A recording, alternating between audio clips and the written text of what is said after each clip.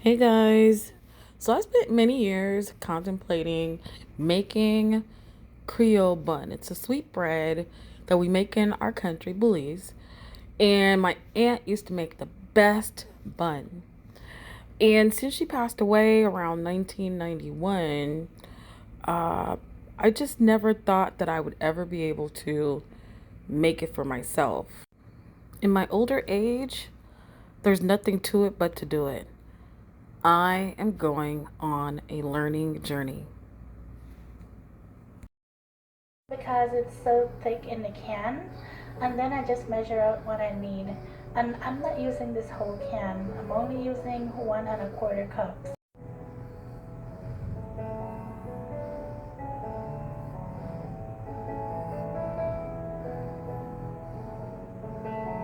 Earlier in the video I said you can add more sugar if you want it to be a little bit sweeter, and usually I add raisins to mine, and that makes it a little bit sweeter, so I don't need to add any more sugar.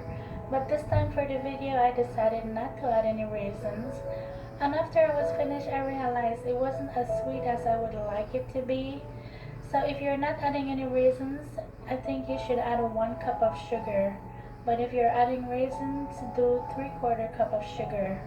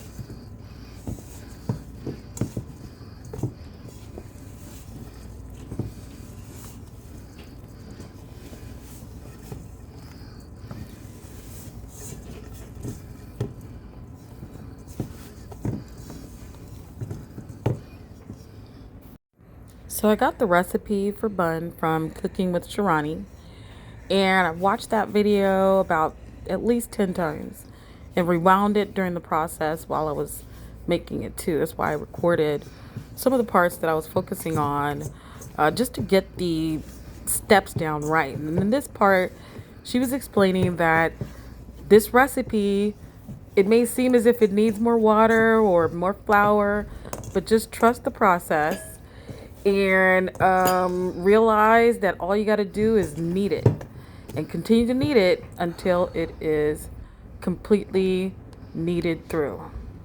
So that's what I got, and it came out pretty good. This recipe is pretty foolproof. All right, so after you get all the dough done, you get them into even balls. It makes about 8. And then you get to proof them for another 2 hours. The first time it proofed for 2 hours. This time it proofed for another 2 hours. And then you cook it at 350 degrees for 20 minutes. and this was the result. It looked so beautiful and smelled so great. I finally brushed it with melted butter on the top, and it was really delicious. I didn't anticipate that my first time making bun would be so successful, but like I said, this recipe from Cooking with Shirani is pretty foolproof. The measurements are accurate, the cook time is perfect.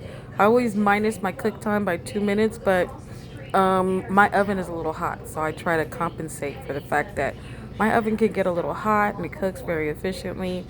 So I take off 2 minutes from baking times typically, and this time I was completely right, and my guesstimate of the 2 minutes was completely accurate. These are fully done, and they're light, they're fluffy.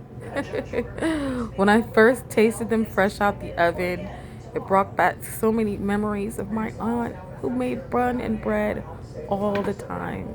We at least had 2 batches a week, and as soon as she made them, they were completely eaten up by all of us. So I am grateful. Thank you, Cooking with Shirani. I wish you nothing but complete prosperity based on your great recipes. And this is just the second recipe I made. I actually have my dukunu recipe that I got from my cousin, but I looked at your steps from Cooking with Shirani to understand, how to do it and what are the steps to doing it. And I thank you again. This is me taking my first bite, and it's like I was a little girl again.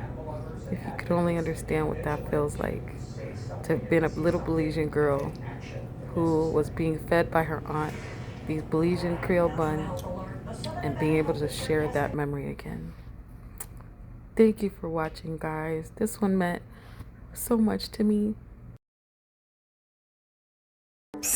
Can I have a little bite? Just a tiny little taste, please.